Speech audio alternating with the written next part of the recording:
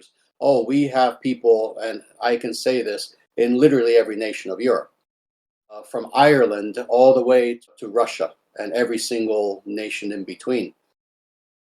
So indeed, we have a very large European representation in the ISDS. Indeed, even when it comes to the rest of the ISDS, even in America, the majority of individuals who are following tend to be of European descent. I am, many other individuals are, or by extension, let's say Indo-European descent. That is certainly the case. I would say certainly, maybe 90% of followers of the ISDS are certainly of Indo-European descent.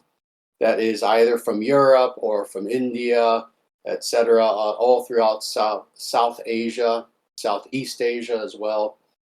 But indeed, it's always been one of my desires to be able to speak to our devotees in Europe and see if they have any questions about anything. I know that you've been going through the Bhagavad Gita and you're beginning the 3rd chapter now of Bhagavad Gita, which is a very interesting chapter. And with that, again, I just want to see if there are any questions. One last thing I want to say actually is, and I always forget to do this with people who are moderators or leading discussion groups, I want to thank Om Namo Narayanaya for leading not just this group, but so many others, and not just leading groups, but doing as much as he does. And thank you so much for leading this European discussion group. Again, we have so many people in Europe that this is something that is crucial. So I thank you for leading this. And if you have questions, you can feel free to unmute yourself. Namaste, Sri Acharyaji. I do have a question, and I think that you have already answered it on at least some occasions, but I'm not sure I remember it correctly. It's about the nature of Shiva, and I've heard that Shiva has an abode which is, let's say, on the margins between the transcendental world and this material world. But I also suppose that he has his place as a devotee in Vaikuntha. Is that correct? So he is in both places, let's say, one which is him as a devotee of Vishnu, and another which is on the margins, in which those who worship Shiva go. Yes, that's a very good question, and I will definitely answer this and in depth, actually. Shiva, of course, himself, first we have to understand what is his actual inner nature, his Svarupa.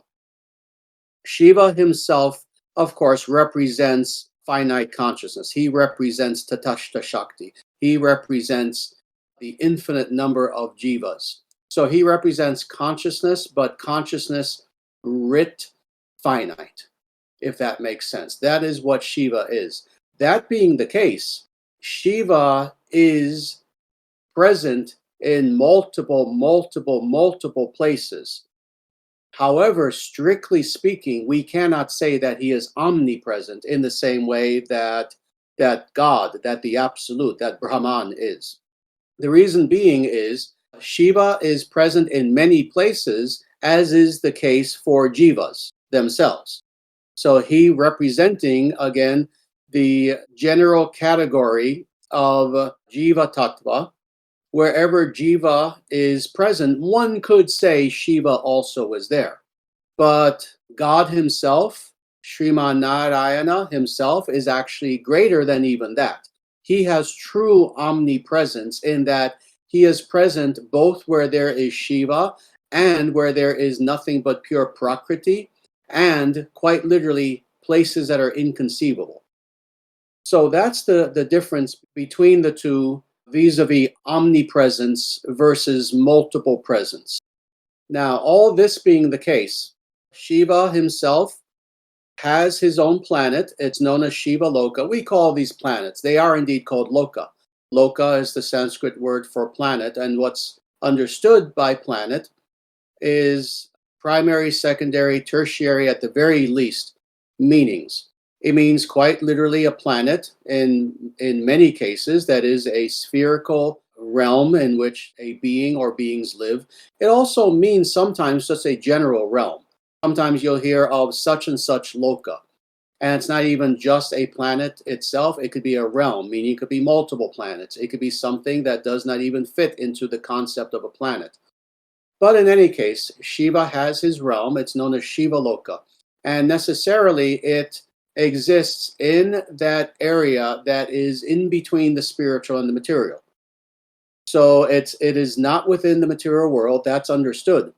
So even Brahma himself, who is within the material realm, cannot reach this place. I mean, he can if it is Shiva's will that he does, and he's invited. But Brahma can't just choose to go there at will. Shiva's realm is indeed in between the two, which of course makes absolute sense because his sphere of influence is both within the material and the spiritual realms. So again, Shiva representing consciousness itself, what does that mean? Well, in the material realm, you have finite units of consciousness as Jiva, as Jivatman, that is, as vitalistic beings. That's a proper way of translating Jivatman, vitalistic living beings. But then, of course, within the spiritual realm itself, you have simply Atmans. And of course, you have a multiplicity of them. And Shiva, being the personification of finite consciousness, yes, he's also present in the spiritual realm as well. So, yes, he is in Vaikuntha. He is present throughout the spiritual realm and throughout the material realm, but again, only as it pertains to these finite units of consciousness, whether liberated or in bondage. Now, Shiva himself, and for that matter, Parvati, but that's a different story. We're talking about Shiva himself. Parvati being the personification of Prakriti. But again, that gets complicated. That's something entirely different, a different topic. Shiva himself in Vaikuntha has his own personal devotional relationship directly with Narayana. But that is intimate, and that is something that, just due to respect, we don't delve into very much, other than to say that indeed it's not merely that Shiva is present in Vaikuntha and throughout the spiritual realm merely because the Atmans are there, but he himself also has his own personal relationship with Narayana. So does that answer your question? It did, and it expanded upon it. Yeah, it's an amazing answer. I And learned a lot. good. And we see why this is why so many people will get so dumbfounded and confused about the nature of Shiva. Where of course you even have Shaivas who will worship him as God. And in a way, devotionally speaking, you can't really blame them 100%. Philosophically speaking, of course, scripturally speaking, that's a different story. They should understand that, oh yes, no, Shiva is not literally God. He is a servant of God. He is the greatest of Vaishnavas, so we need to understand that. But again, Shiva is a very special category of being. That being the case, again, it's not surprising that there are so many individuals who would consider themselves devotees of Shiva. And for that matter, the same thing with Shakti as well, the same thing with the Shaktas. Because Prakriti herself, it has to be stated in this way. So not Prakriti merely in the philosophical sense or in the physics sense of that term, but in the personal sense, truly as goddess. Prakriti, and then all of her personifications as Parvati, as Durga, as Kali, etc., etc. She also is a very special being. She is a direct energy of God. So that being the case, oh yes, she's a little bit different from just a typical Atman. She fits into a separate category. But again, that gets to be very, very deep. And I only don't want to go into it too much because in the future, I also want to expand the Shakti principle. And in that book, I'm going to go infinitely deeper than that book already even goes into as of now. and I'll be talking about precisely what is Prakriti, the person. Again, hopefully that answers the question. Namaste, Sri Acharyaji. Can you hear me? Ramananda, namaste. I can not only hear you, but it's wonderful to hear your voice. How are you? I'm doing very well. And you? I hope you're doing very well. It's very late on your end. I'm just amazed that you Oh attended no, this. I'm doing well. What is it? It's 3:31 a.m. for me, but that's all right. Again, I just decided that I wanted to do this because I've been wanting to for a long time. I've been wanting to speak to this discussion group specifically. So I just decided to stay up. So I've been up this whole time. And again, working on radical universalism and other things as well. But I'm doing well. But thank you for asking. My obeisances to you, like always. But I have a question. Well, as often is the case, a few, but I'll at first at least stick to one. So I have a practical question. A fellow Vaishnava here in Iceland. So one other person has been added into the numbers. So instead of two, we are three. That's amazing. He gave me a very wonderful gift, and I was wondering if it's technically considered a murti. So it's to be used as a necklace, and it's the underside of God's feet, and it has pictures of various things as like it's representing the shelter of taking the shelter underneath the feet of God. So Is that all the symbols of Bhagavan that are found on the feet of God. Yeah, so there's like a vina, there is a book, there is various cultural things, etc., etc. Also a club, and I think Yeah, these are the lakshana. They're called lakshana. These are the signs that this is God. So whenever there's an avatar, on the bottom of the avatar's feet will be imprinted all these signs to the point where it's explained that when the avatar walks upon the earth, his footprints will look like this with all these various symbols. And they're all varying symbols. Symbols of Vishnu, symbols of royalty, like the umbrella is a symbol of royalty, for example. The flag is a symbol of victory, etc. so yeah. My question is, would this indeed be considered a murti? I was a bit confused about that, unnecessarily so. In this particular case, let me say, first of all, it is very auspicious that this Vaishnava gave this to you. This can be used either on one's altar or it can be worn around the neck, actually. Traditionally, Vaishnavas will often wear this, the footprints of Krishna. It can be Krishna, it can be Vishnu, it can be Radharani. There are several sets of footprints like this, but Vaishnavas traditionally will often indeed wear it as a necklace around their neck. You can place it on your altar if you wish as well. So it's not strictly speaking a murti, but it is something that is representational of the divine feet of Krishna. So indeed, you can wear it or you can place it on the altar. So you can do both. All right. Yeah, and an extension to that question is, and let's say if one was wearing it around one's neck, he specifically said that they can be worn on like a neck mala bead, and because the size of the ring is large enough for that, sort of designed for that. Is it? I was wondering if it's inappropriate to then, take it to the bathroom because these are auspicious signs and could be that was one confusion on my end. Yes, and let me tell you, Vaishnavas will give different answers. So if you speak to ISKCON devotees, they will give you different answers. Let me tell you the answer as far as whether it is appropriate to wear this around your neck as you're going to the bathroom. First of all, I know many devotees do wear this around their tulasi beads.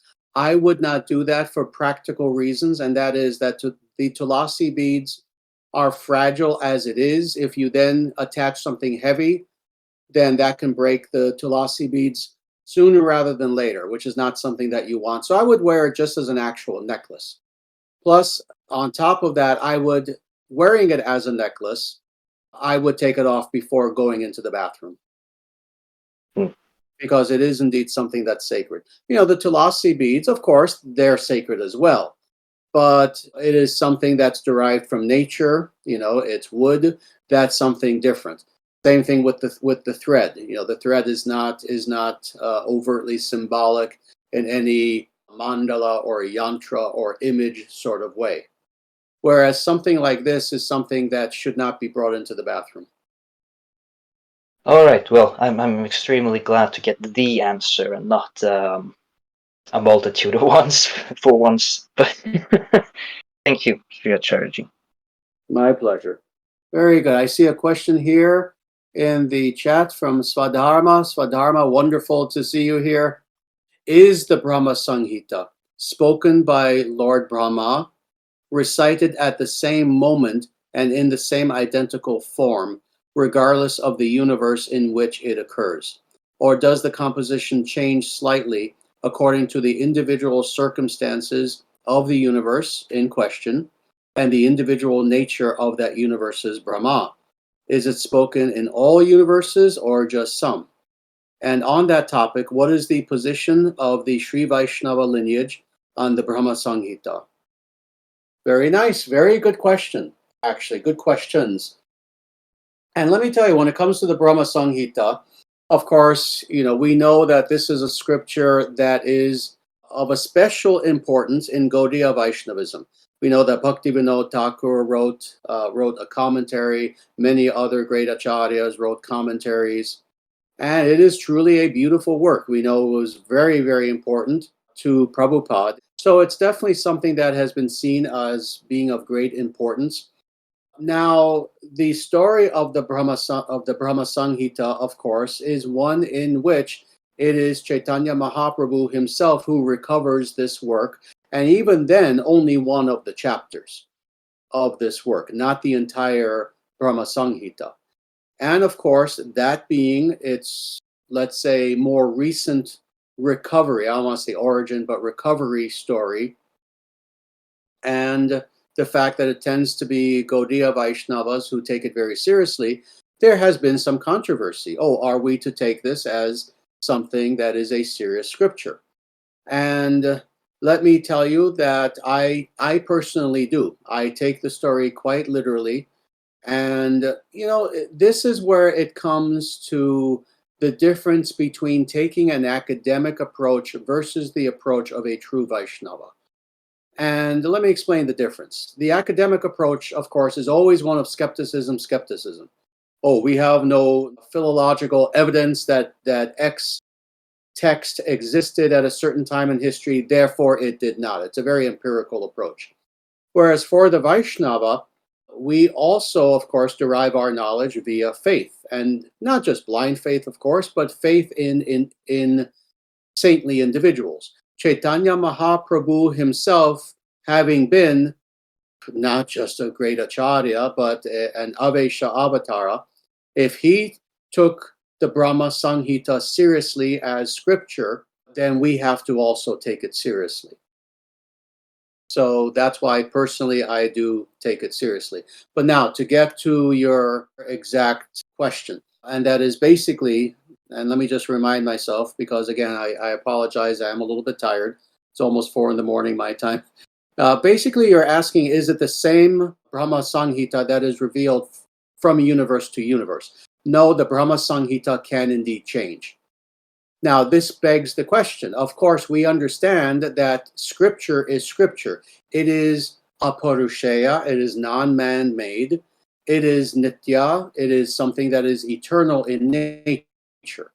At the same time, however, let me explain how scripture is revealed from one universe to another.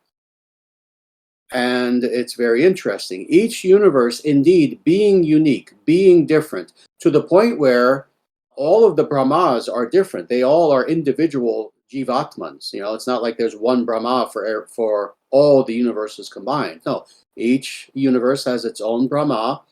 They are all different. They have different personalities. Some are more powerful than others. Some have 4 heads, some have 2 heads, some have 1,000 heads, in accordance with the size of that Brahmanda, that universe. This being the case, the Brahma Samhita as a work of Shabda is one, but how it is revealed and expressed by a particular Brahma and how much will be expressed will differ from universe to universe. So indeed, this is the nature of all the scriptures. We could say this about, let's say, the Veda Sanhitas, for that matter. Let's say Rig Veda. Rig Veda is eternal. It is aparushaya. It is non-man-made. However, more of it may be revealed in one universe versus another. Indeed, even in this universe itself, we know that this is the case because so many of our acharyas and the Vedic scriptures speak about this. We don't have all of the Vedic scriptures upon the earth. The gods have more. The gods have more. So indeed, the scripture is eternal, but how much will be revealed and in what nature, that is in accordance with the specific universe. And speaking of the Brahma Samhita specifically, that is the case with the Brahma Samhita as well. And indeed, what is some very quick and simple evidence of this? That even now we don't have the entire work. We only have one chapter. So it can be the case that the scripture is eternal, but how much is revealed and in what way it's revealed will vary. Indeed, there are some scriptures that we actually don't have access to on the earth plane at all right now. And that's amazing to even think. So I hope that answers the question for you. So I had a question. I was reading the book of Samskaras that you recommended me back in Omaha, and there was a part in it which I was a bit curious about, and it was talking about the Buddha as an Adishesha avatar, but the author was making the claim that the one that was born roughly, like that we know historically, 500 BCE, roughly, that was not the same Buddha, but rather was that his name was Sakyamuni, and so what is the actual history in regards to the Buddha? Like, when did he really appear? Is this true, or is this yeah, it's a bit confusing. Very good question, and yes, I'll give you the answer to this. The Book of Sanskaras is a very, very good book. As I'm sure you've seen, having gone through it, it talks indeed about the sanskaras, about these important rituals that should occur throughout the life of a Vedic individual. But it is written by ISKCON people, which is fine. I mean, it's good that it was written by a Vaishnava. That's why I do recommend that book for individuals who want to know how to perform the important sanskaras. So it is a good book. It is written by Vaishnavas. It is mostly accurate, but at the same time, there are a few ISKCON idiosyncrasies that are not just there, but that you find in ISKCON itself, actually. And this is one of them. And in fact, I'm going to expand on this even more to not just the Buddha, but to several different personalities. This is where the problem comes in, is that unfortunately, the Gaudiya Vaishnavas have never been able to reconcile in their minds the fact that the Buddha is indeed an Adishesha avatar, with B, the fact that Buddhism, especially contemporary Buddhism, is atheistic. So their way of explaining this is sadly kind of a silly way. They'll say, well, there obviously there were two Buddhas. There was the Buddha who was the Avesha avatar, and then there was the Buddha who was the atheist. And of course, there's no evidence of this whatsoever. It's a silly thing to say. For that matter, and now this is where we expand, they say the same thing about Kapila Muni. So Kapila is known to be the quote-unquote founder of the Sankhya school.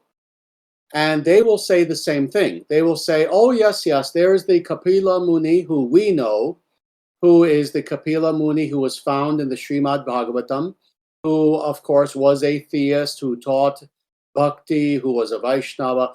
Oh, but then there was another Kapila who was the atheist who created Sankhya philosophy. And again, they'll come up with this theory because they themselves are not philosophically or academically, just in general, sophisticated enough to actually reconcile the two. That is, the fact that Kapila is indeed an Avesha avatar as well. He taught bhakti, but then supposedly when you look at Sankhya, it's an atheistic system, which is actually not true. So again, they do, ISKCON and Gaudiya Vaishnavas do this with the Buddha and Kapila, and arguably with several other individuals as well. And they're incorrect. There was one Buddha, there was one Kapila Muni. The Buddha himself was both a historical figure. As far as when he lived, that's debatable, but I think there's pretty much consensus, even among serious Vaishnavas, serious and authentic Vedic practitioners, that he lived during what's called the axial age, i.e. 6th or 5th century BC. And yes, indeed, there was one Buddha. He was indeed an Avesha avatar. And of course, the way that we explain the supposed discrepancy in the fact that, well, here is an Avesha avatar, and yet at the same time, it seems that Buddhism itself is atheistic. They uphold the theory of anatman, of there not being an atman, etc. How do you reconcile the two? Well, we have. And that is that the Buddha's teachings were not atheistic. The Buddha's teachings did not deny the existence of the soul. They were a via negativa, that is, they did not focus on what is the nature of the transcendent. The Buddha did not speak about that, but neither did he deny the existence of the transcendent, that is, of God, of soul, of the eternal, of transcendent permanence, etc. He didn't deny these things. So this is how we very logically, and looking at the historical and scriptural evidence, we reconcile the fact that it was one person who was both an Avesha avatar and whose teachings became perverted over time, very simply. Now, when it comes to Kapila Muni, his teachings did not become perverted. There are many academicians specifically, but also a few people in the history of Indian philosophy who were Vedic individuals who made the claim that Sankhya was atheistic. They are incorrect in that. The Sankhya school is not atheistic, and I've pointed this out to many, many people, including, I forget his name now. I believe he's at the University of California, Santa Barbara, the world's leading professor and scholar on Sankhya. I cannot think of his name now. But I actually had a conversation with him at a conference where I actually proved to him that Sankhya was not atheistic. And I don't want to go too deeply into that because we're going very far afield from your actual question. But let me just say, Sankhya is not atheistic. There is no evidence of that. There is evidence that its area of concern does not include God, because it is a philosophical system, the sole purpose of which is to show the juxtaposition of Purusha and Prakriti, of consciousness, which includes both God and the unlimited number of Atmans, versus Prakriti. But because in Sankhya, God is not directly mentioned, people make the mistake of thinking it's atheistic. That's not true. So there is one Kapila Muni, there is one Gautama Shakyamuni Buddha. These are all names for the same person. Does that make sense? That makes absolute sense. Thank you, Sri Acharyaji, for giving such a definitive answer and in such detail. It's thank you yet again. My pleasure. Absolutely my pleasure. And again, are there any questions that anyone has? Sri Acharyaji, it's wonderful to hear from you. I do have a question pertaining to the Punya Samhita, the Pancharatra text. I'm probably mispronouncing that, so forgive me, Acharyaji. But or rather, I'm reading Otto Schrader's discussion of it, and there's a part of it that focuses on Kundalini and Kundalini rising up and producing sound. I was wondering if you could talk a little bit to what Kundalini is and what role, if anything, it has in the sadhana for a Vaishnava. Let me say, as far as Kundalini, and I remember during one of the more recent live streams, maybe less than a month ago, someone asked me about Kundalini. And I made it clear to that person that Kundalini, again, traditionally, authentically understood, is something that is very real. It's something that we are to take seriously. It's mentioned in many scriptures. Yes, you mentioned Pancharatra literature. It's mentioned in the Upanishads. It's mentioned in scripture. So that being the case, it is something to be taken seriously. Of course, what is the problem? The problem is that Kundalini, chakras, all of these subtle energy centers and phenomena that are there in the psychic body, the Sukshma Sharira, of course, it's all been abused now, to the point where every new age crank, wants to speculate about Kundalini. Oh yes, I ate a lollipop and I raised my Kundalini. Oh, I looked at a crystal and I opened up my third eye chakra, and and this is the problem, and this is why we always have to be very careful in speaking with people about Kundalini. We have to make sure that they're serious. We have to make sure that they want a proper understanding, and more, we also, and for myself as a guru, I will tell you, when I speak to people about Kundalini who are extremely inquisitive, I always want to make sure that neither their time or my time is wasted.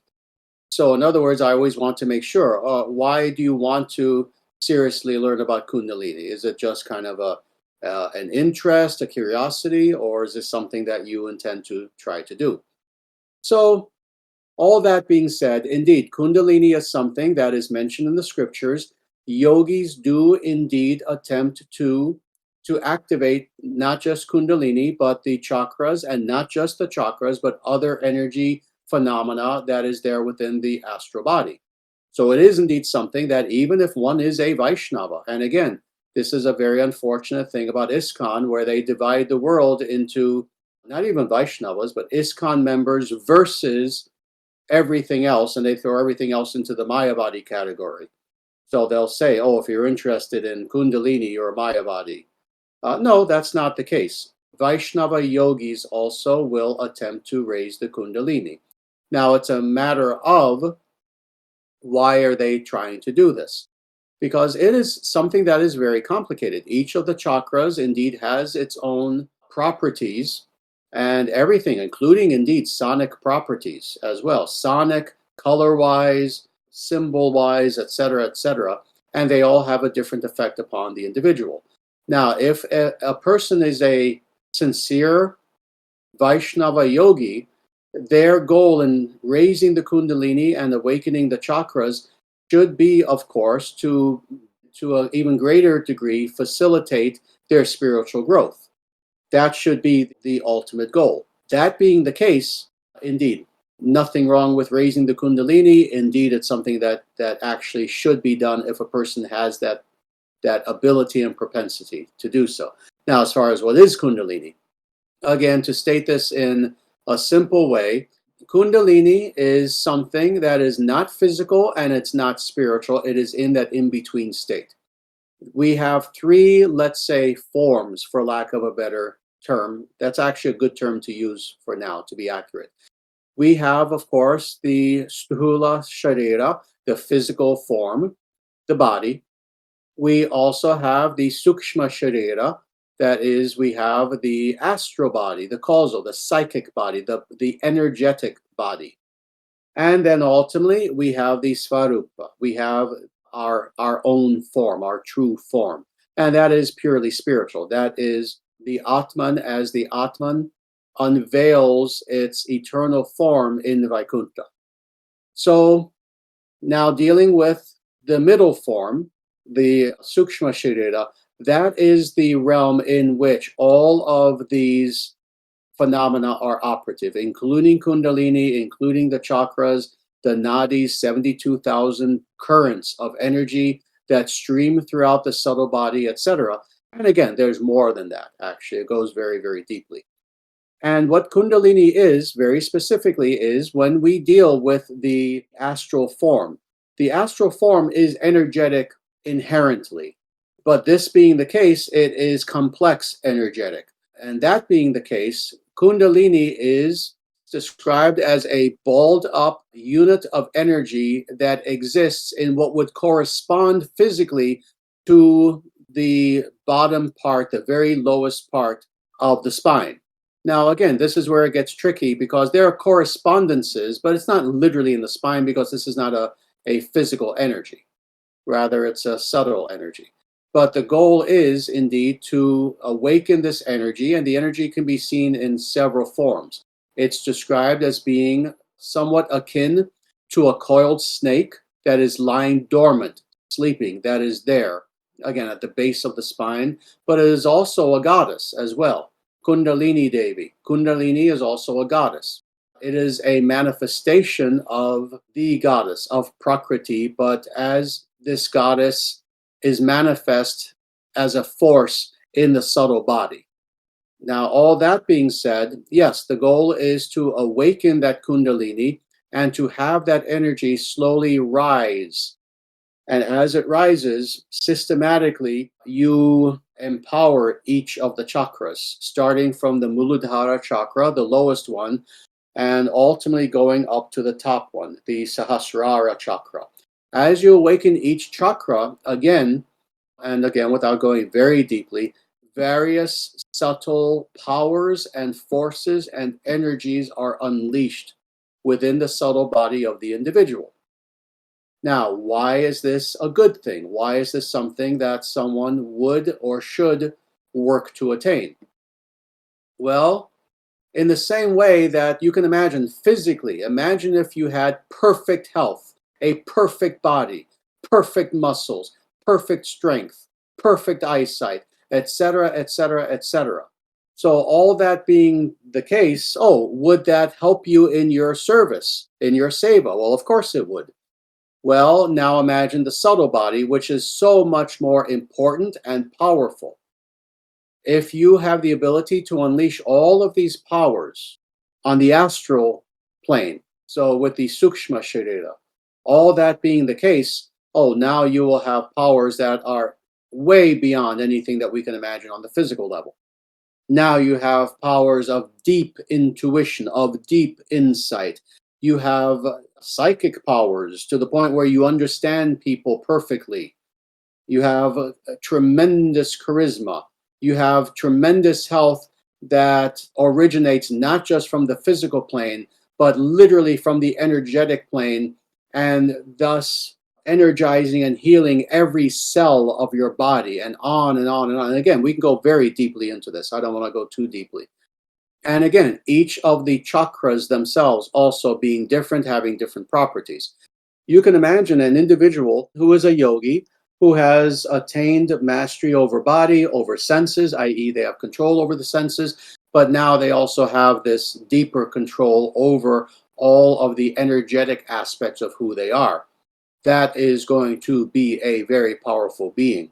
Now imagine that person as a pure Vaishnava and the seva that they can perform. So this is why, indeed, if a person can, it is certainly good to do Kundalini and chakra work, but it has to be real. It has to be something real. It's not easy, as I've tried to explain to people. It's not magic. It's something that takes years of practice, just like anything does. You want to become an expert on the violin? No, that's going to take you years of practice. The violin is insignificant. You want to become an expert on piano? That'll take years of practice. Piano is insignificant, and on, compared to something of this vastness of importance. It will take years. And again, for most Vaishnavas today, most Vaishnavas, even the very sincere ones, will not be able to do all of the practices necessary to fully raise the Kundalini. Rather, being Vaishnavas, practicing bhakti, practicing all of the things that we do practice, very slowly helps to raise the Kundalini anyway, and to activate the chakras. It just takes a little bit longer, and it's less dramatic. It simply unfolds more naturally. Does that answer your question? It does very deeply. Thank you, Sri Acharyaji. I had a slight minor follow-up question, if I may, and I was wondering if that's why Kundalini, for those reasons you discussed there, that empowering of the body and then putting it to service for God, is that the reason why the Pancharatra texts discuss it in relation to the Chakravatin? Yes, definitely. There does not have to be, but there usually is a connection between the two.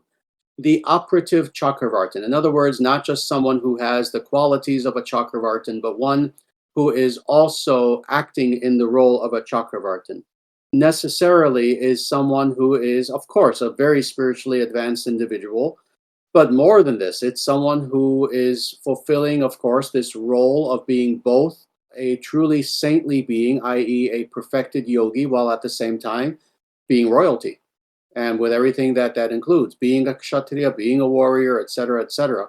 That being the case, the Chakravartins throughout history also have been individuals who have raised their Kundalini. There is indeed a correspondence. So again, it's not a necessary correspondence. There are some Chakravartins who, one could argue, looking at the evidence, may or may not have raised their Kundalini, but the vast majority certainly have done so.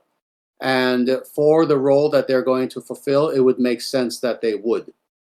So I'm giving you as objective an answer, almost academic, as I can give. Yes, there is a very intimate correspondence between the two. Does that answer the question? Yes, thank you, Acharyaji, and thank you for hearing my very poorly formed and inadequate questions. Thank you so much. My obeisances to you. The questions were wonderful. They were very, very good, actually.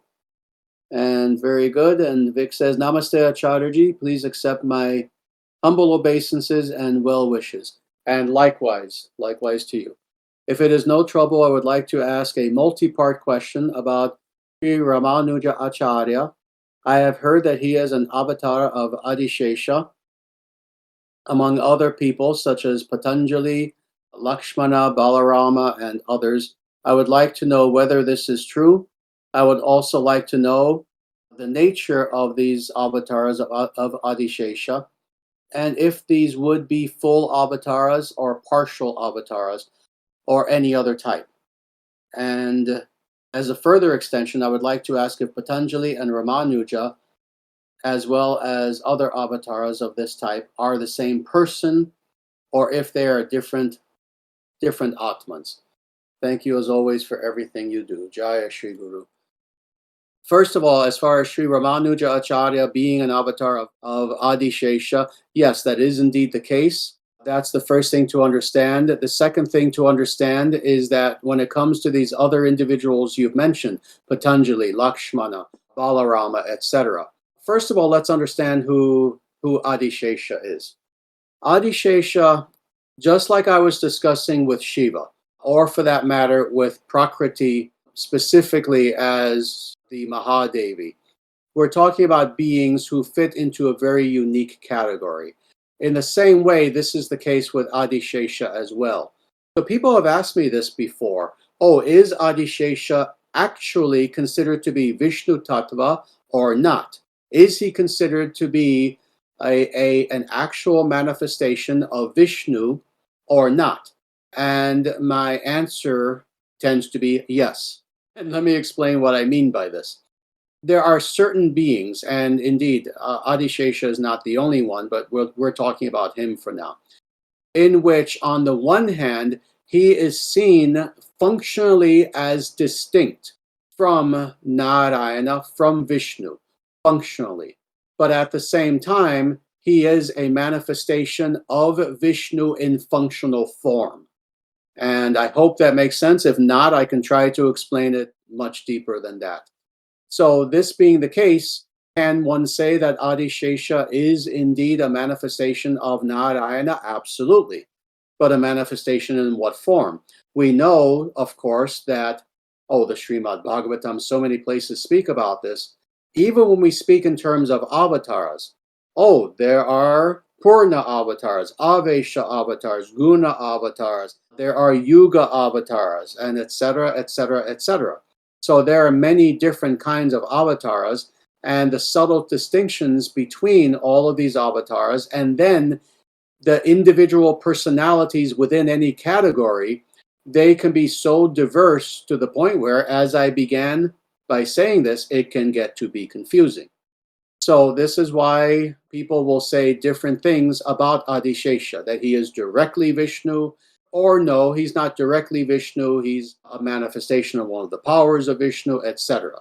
So this is why that gets to be a little bit confusing. Now, to answer the latter part of your question, which is actually, you say this actually as a further extension. It is an extension to what we were talking about as far as ontological distinction and the distinction of various manifestations of Vishnu Tattva. You ask all these various beings who are, one could say, avatars of Adishesha, is it one Atman, i.e. Adishesha himself, who is born as these various beings, or do they all possess their own individual Atman, personality, etc.? It's the latter. It's the latter. But these are akin, they're not quite, they're in a different category, but they are akin to expansions of Vishnu Tattva, where, it's the same being, the expansions are Vishnu, but at the same time, of course, they all have their own individual personality, their own individual locus of being, etc.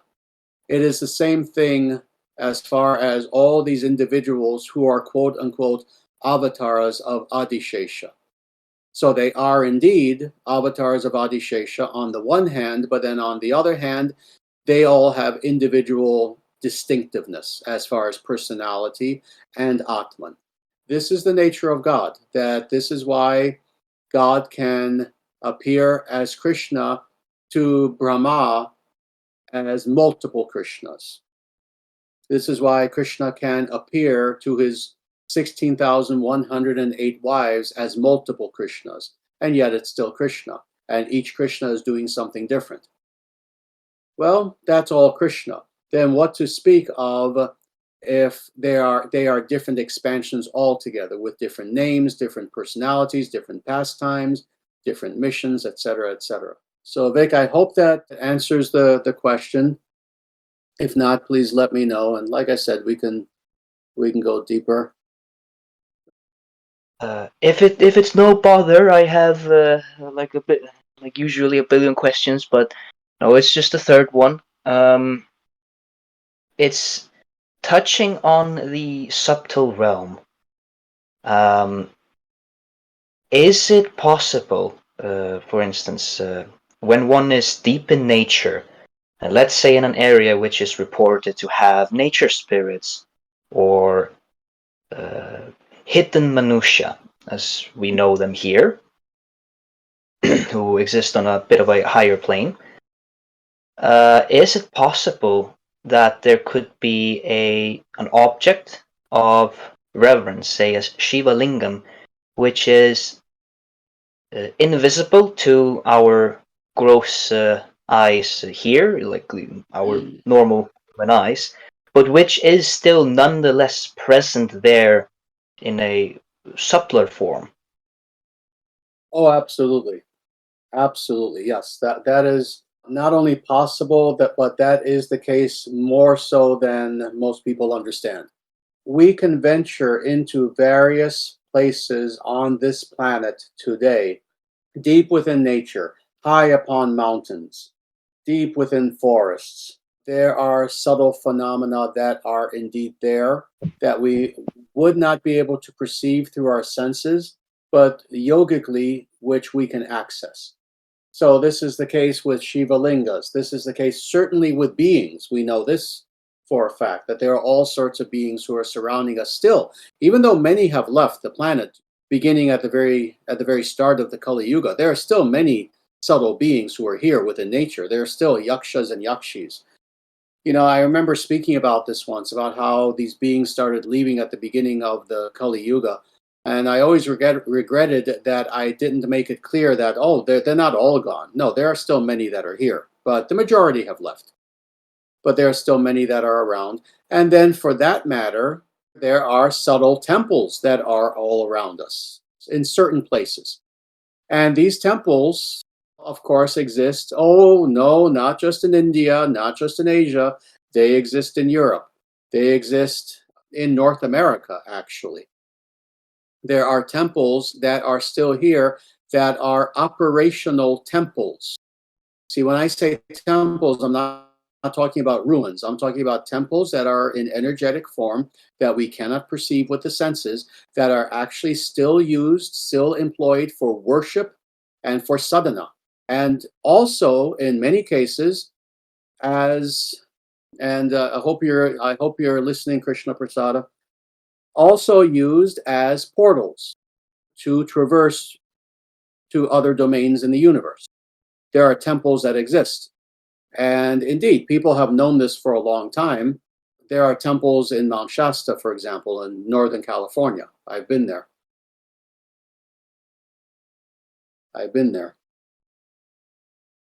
So yes, as far as subtle, again, phenomena, whether beings, whether Shiva lingas, whether murtis, whether vortexes of energy, whether temples and other forms of architecture, whether entire ashramas. Yes, these exist.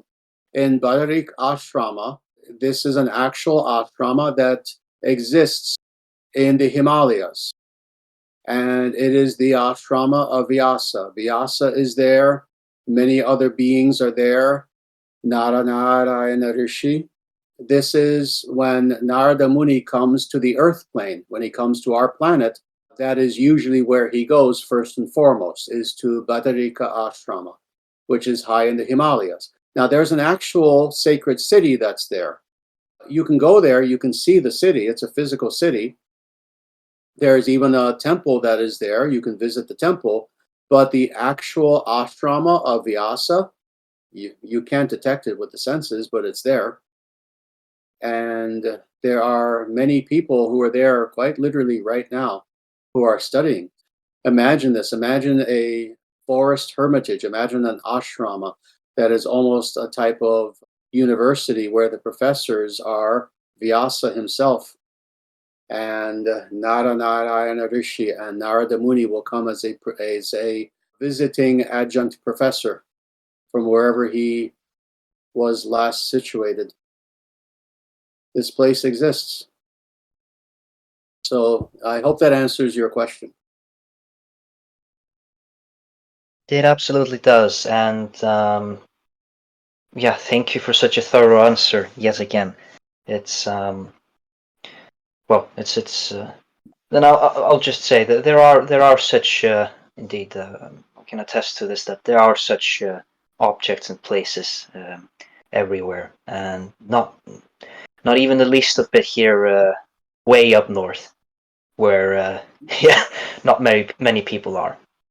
This is why the ISDS is unique within the entire contemporary Vedic world.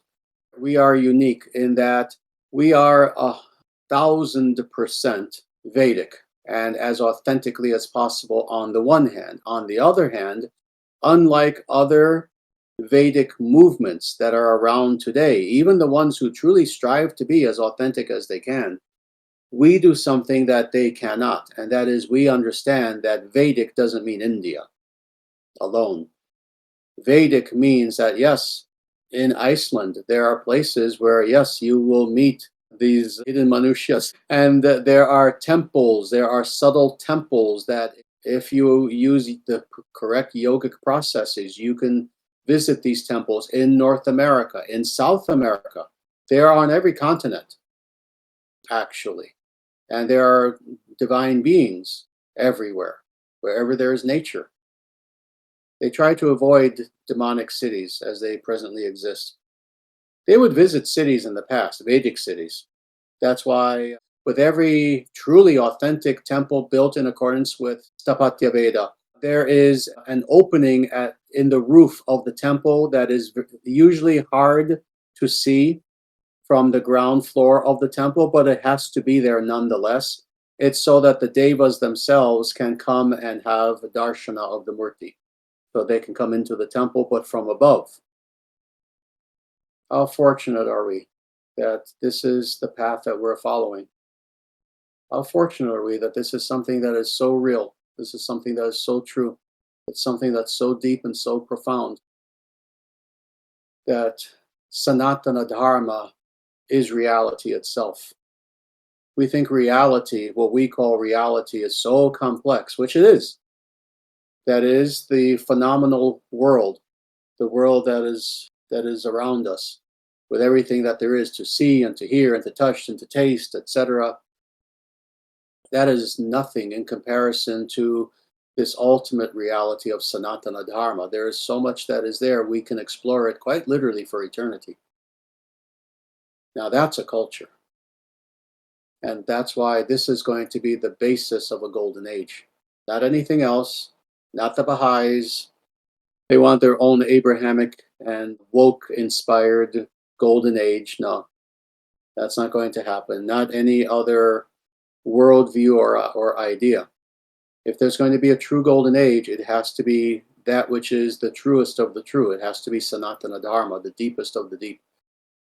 We are going to establish a golden age. We're going to establish a golden civilization that is based upon all of these truths. The truths that are seen, and yes, Ramananda, even those things that are unseen, but that are true nonetheless.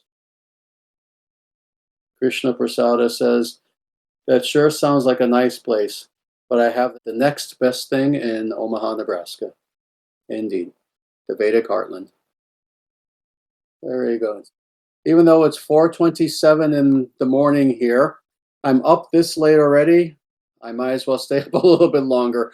So again, any other questions from anyone? Namaste, Sri Acharyaji. Please accept my prostrated obeisances. So we see Kali often stepping on Shiva, relating back to the first question. Does this relate to the Jiva Atman failing on its attempt to conquer Prakriti and being conquered by it in this attempt? Let me say something. It always astounds me when one of my students will intuitively just know something. This is not the only significance of this imagery, and it is correct imagery, actually. This is found in several places in several scriptures, where indeed we see various forms of Kali, and she is standing specifically on the corpse of Shiva. And again, I don't want to go too deeply into it because there are several layers of what precisely is the meaning of that, but this is certainly one of them. First of all, what does Shiva versus his consort represent? And we know that Kali is really a manifestation of Parvati. So in a way, she is the consort of Shiva. Well, Shiva represents Atman, and thus this is why you have the Linga, which represents Atman, which represents Shiva. But then we also have the Yoni, which represents Prakriti, which represents the goddess, Parvati, Durga, Kali, etc. All the many manifestations of the goddess. There are many manifestations of Durga, of Kali, etc. And in this specific instance, what we are seeing is the Atman in illusion and under the grip of Prakriti. That is indeed what we are seeing.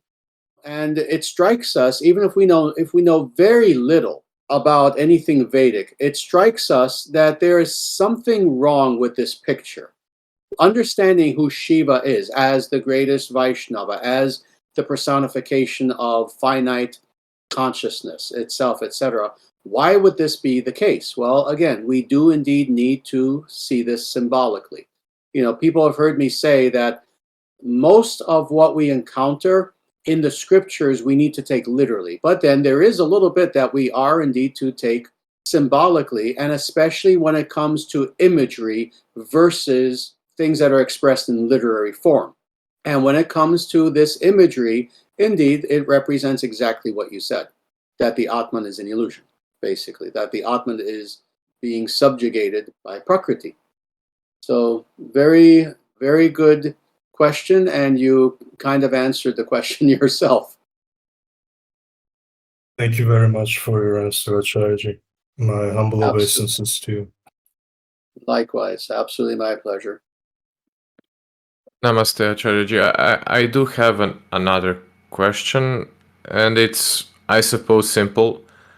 I have heard from one sincere Gaudiya that the form of Lord Jagannatha, that his smile and his particular form is representing or trying to, let's say, capture the essence of the rasa of separation. Is that correct? That is indeed correct. Yes.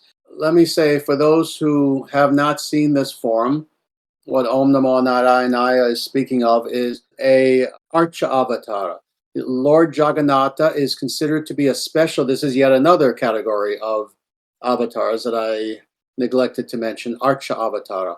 That is, there are certain murtis that are considered to be actual avatars of Vishnu. And Venkateshwara is one of them, Jagannatha is another, and there are several others. But when you see that Murti, and really there are three of them, there's Jagannatha, Baladeva, and Subhadra. When you see them, they look to our eyes a little bit different, a little bit odd even. And people, of course, will naturally ask, why do they look like this? And let me tell you, for those who do visit the Vedic heartland, there is a Hindu temple here that many of our devotees who visited here, they did see this Hindu temple. I gave them tours. And that was the Hindu temple that I was the Acharya of previous to starting our present temple. They have murtis of Jagannatha, Baladeva, and Subhadra, which is absolutely wonderful. But there are two stories and two reasons for why they look the way that they do. There is the exoteric and the esoteric.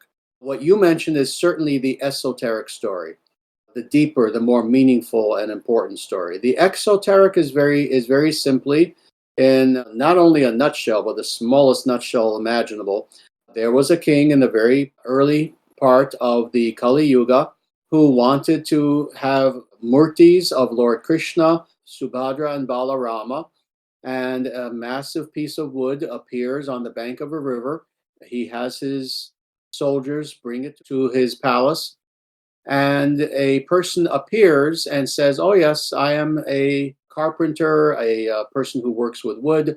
I will make these into murtis for you.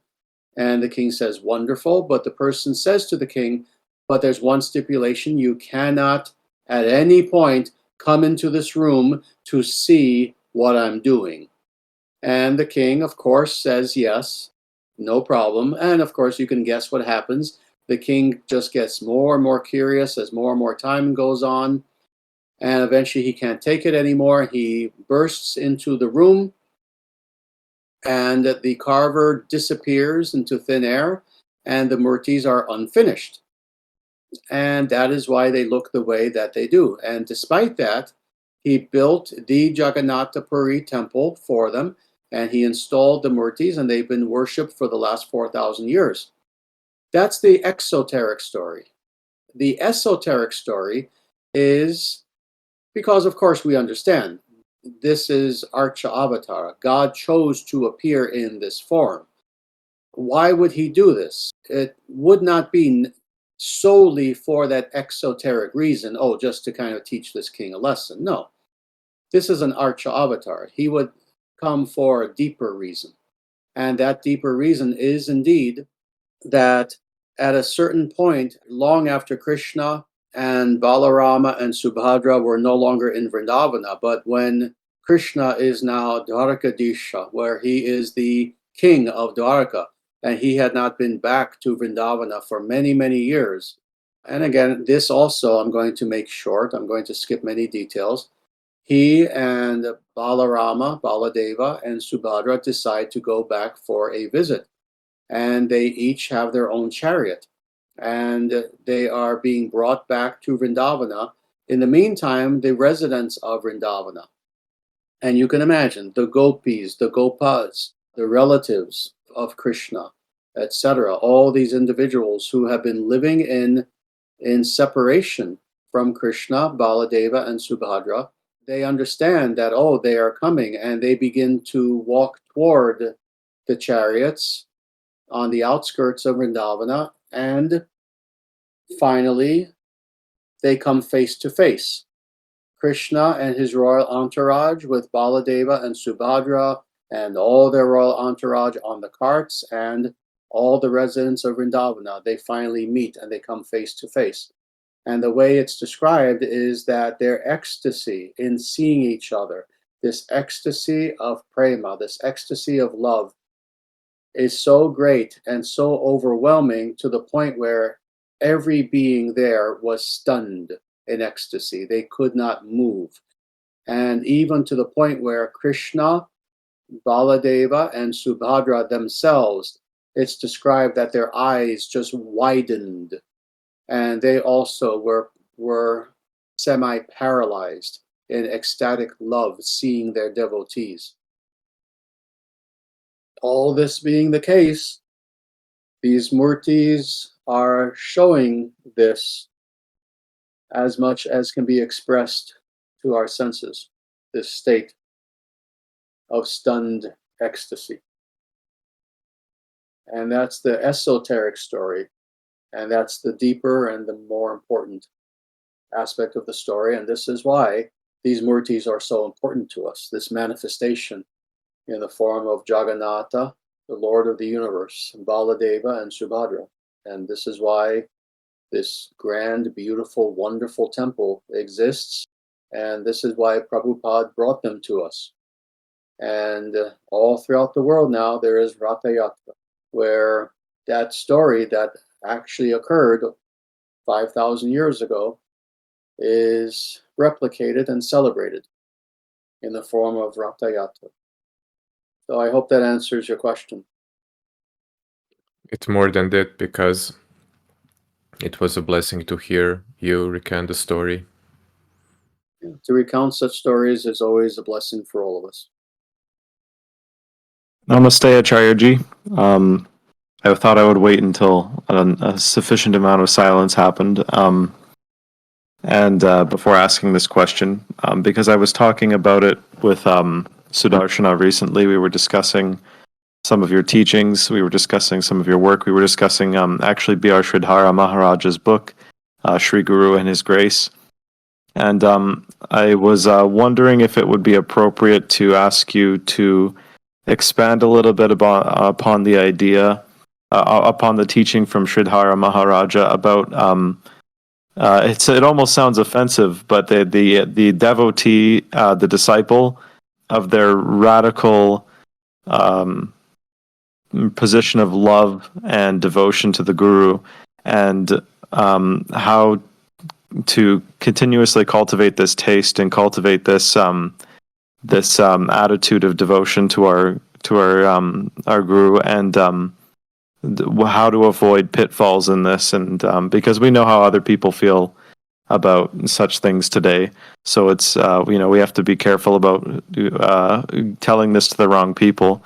But hopefully, this is coming across and making any kind of sense at this hour. Makes absolute sense.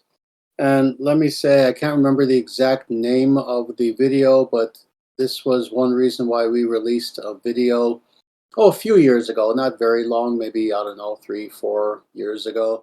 That was something to the effect of how this is the most dangerous concept alive today, the idea of the guru. And this is also why so many people are confused by it, rebel against it, etc., etc.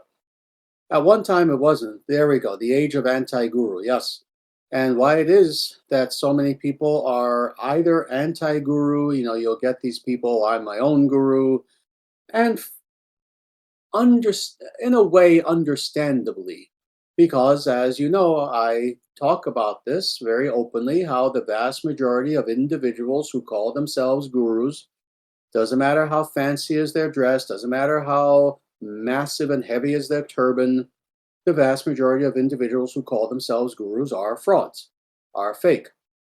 And as a result, that in itself causes many, many, many problems, because understanding what is the nature of guru, what is the nature of the relationship, proper relationship between shishya and guru, and all that, given the fact that we are in this horrific era of abuse, where there's just abuse all around us, and definitely in the name of religion, in the name of everything.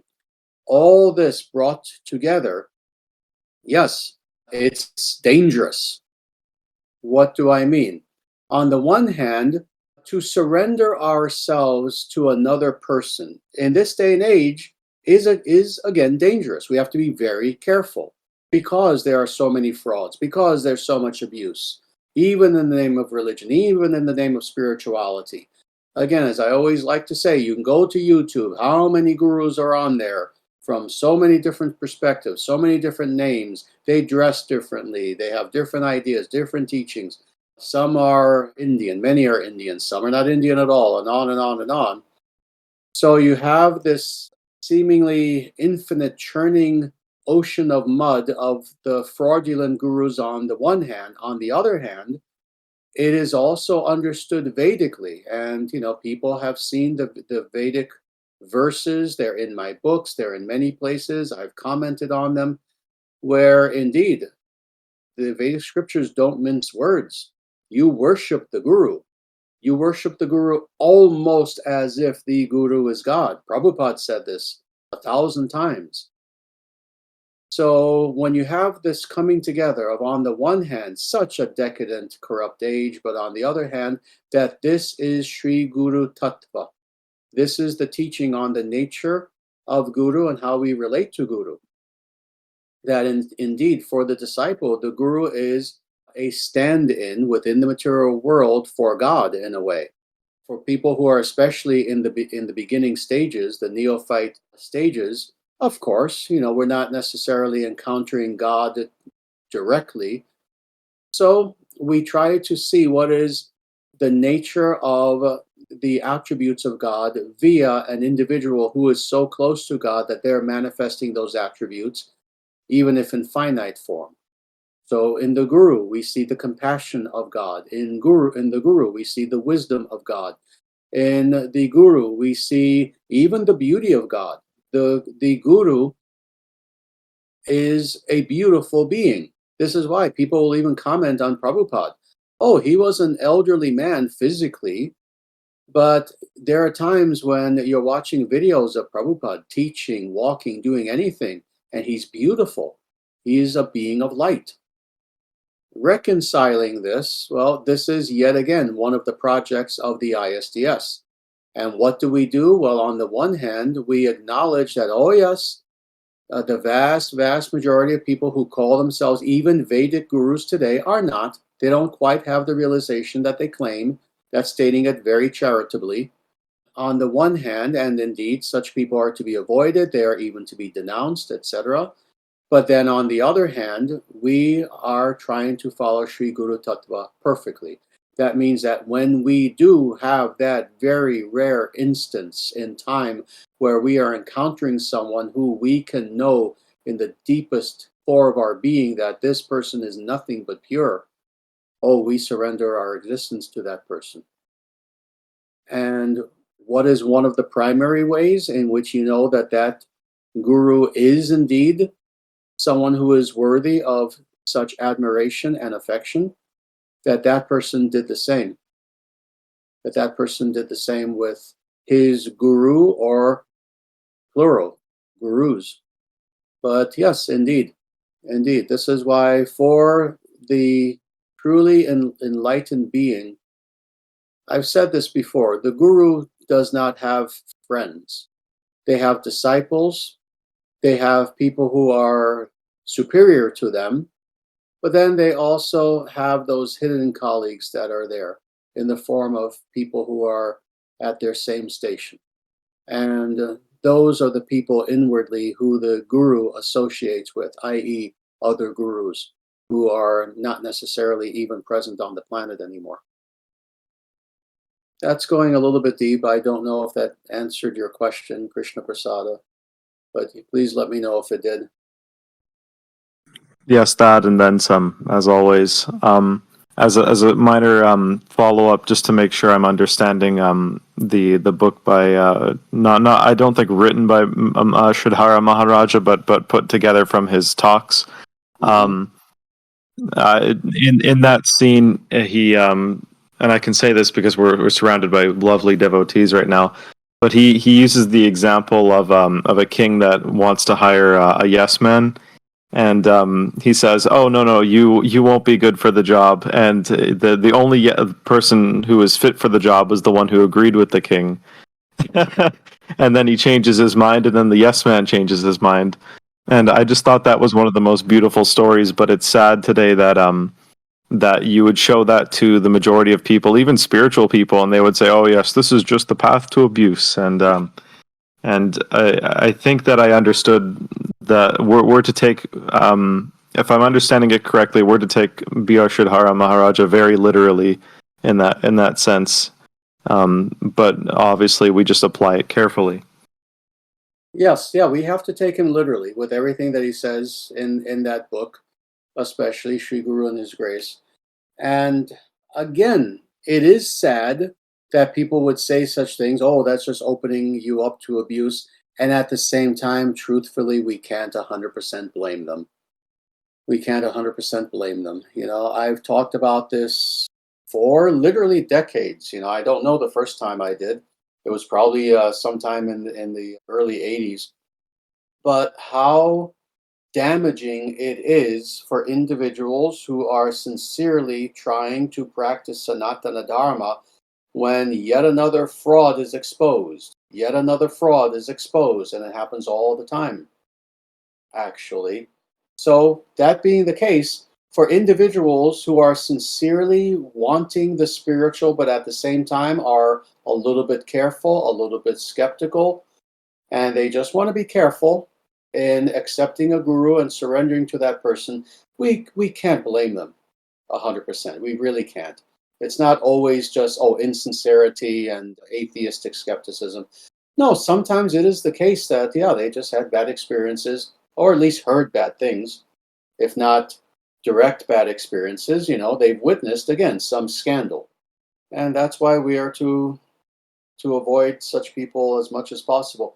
Robin says here very nicely, so many gurus, meaning of course fake ones, so many gurus, yet they all without exception are extremely shallow and unsatisfying to any intelligent, discerning, and radically serious seeker.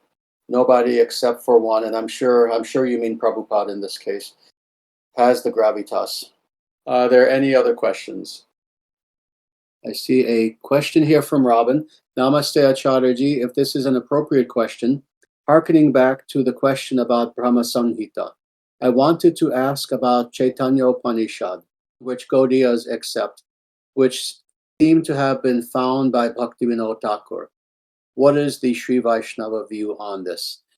Yes, no one has ever asked me about this book. I know it intimately.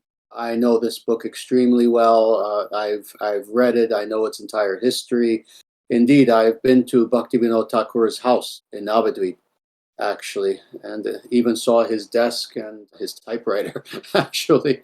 I have to say that sadly, when it comes to Chaitanya Upanishad, it is not a real scripture.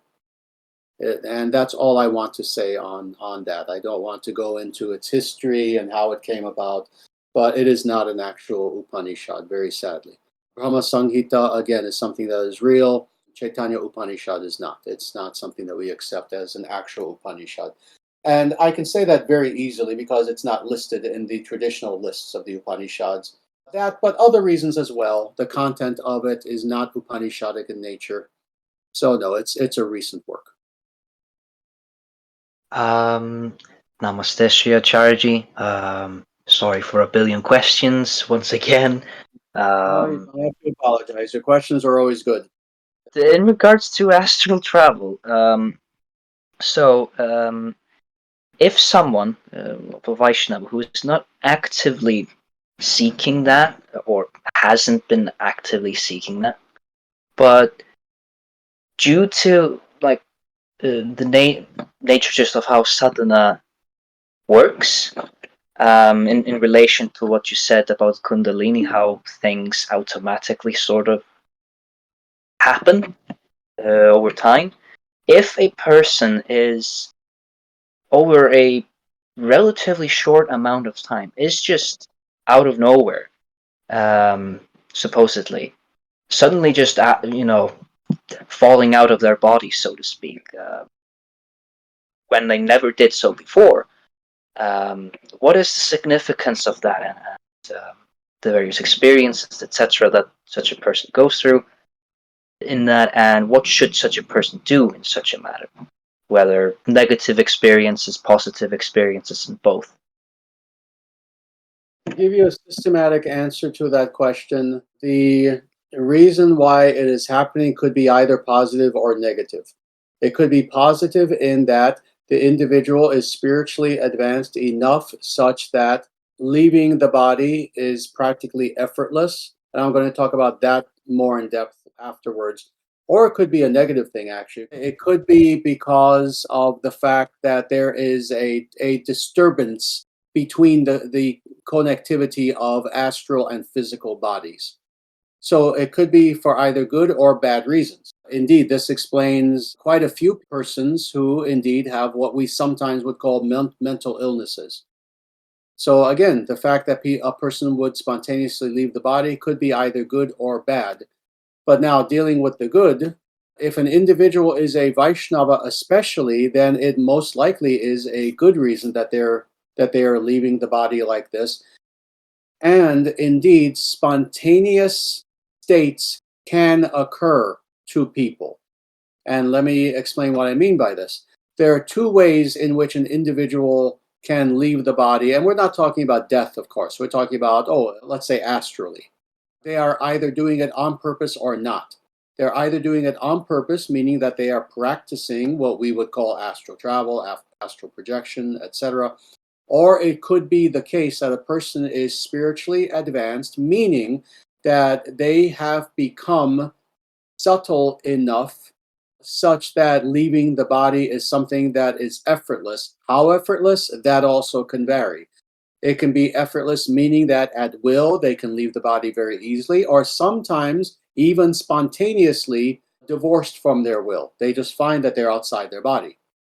Now, all that being said, for that matter, many such states can sometimes occur spontaneously. So again, this is where we always have to be careful talking about, as I said before, Kundalini, because we cannot mix up authentic knowledge versus New Age nonsense. But we have heard this term of spontaneous Kundalini awakening. I'm sure many people have heard this. And there are thousands of stories of individuals who will indeed have a spontaneous Kundalini awakening. Of course, we know that many of these people are making these stories up. That's par for the course. That's simply how things are today. People make up spiritual things just like fake gurus, etc. But there are indeed people who will actually have this experience for one reason or another, that seemingly, and I have to use that term, seemingly spontaneously, their Kundalini will begin to awaken and they will begin to have all sorts of experiences. A chakra will awaken, etc. So spontaneous awakening of psychic powers, spontaneous leaving of the body, that is something that does indeed occur. It's quite real. It's not just made up. Again, some people might be making up their individual stories, but otherwise, for that wonderful, beautiful plaque that both you and she created for us, And indeed, we have it up in the temple. And this is the last question that I'm going to answer, and then I should get going. Atato Brahma Jignasa. That is the summary of the Brahma Sutras, the Vedanta Sutras. Now, right now, then, having wasted so much of our time with previous endeavors, having traversed this material world, trying to enjoy, having explored even more subtle aspects of this world, having lived with the devas, having lived with so many various beings, having experienced so much, now, having gone through that experience, now is the time to move to the highest of all endeavors and to inquire into the nature of the absolute.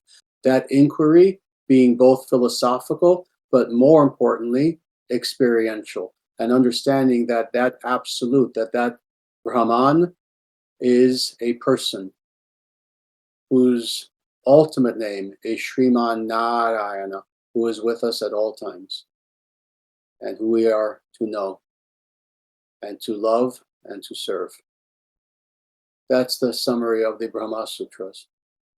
I thank you all very much for having me on here. It's been an absolute pleasure for me to finally be able to join the European discussion group, and I'm very happy that you're going through Bhagavad Gita as it is. Please continue to do so. Namaste. Jai.